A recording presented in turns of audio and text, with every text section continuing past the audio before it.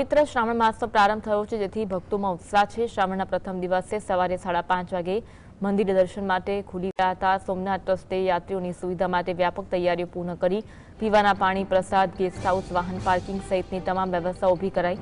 શ્રાવણ માસમાં શિવભક્તો માટે સોમનાથ મંદિર ખાસ મહત્વ ધરાવે છે। ભાવિકો શિવલિંગ પર જળાભિષેક અને બિલ્વપત્ર અર્પણ કરી શિવજીની આરાધના કરી રહ્યા છે।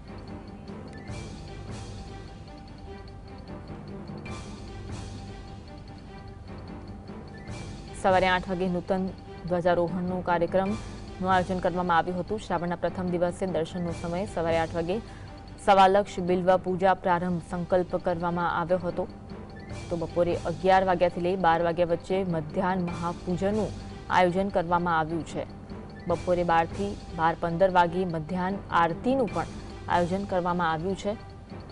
બપોરે 12:30 થી 2:30 વાગ્યા સુધી સવાલક્ષ બિલ્વાર્ચન કરવામાં આવશે। સાંજે 5 વાગ્યાથી લઈ 8 વાગ્યા વચ્ચે વિશેષ શૃંગાર દર્શન કરવામાં આવશે।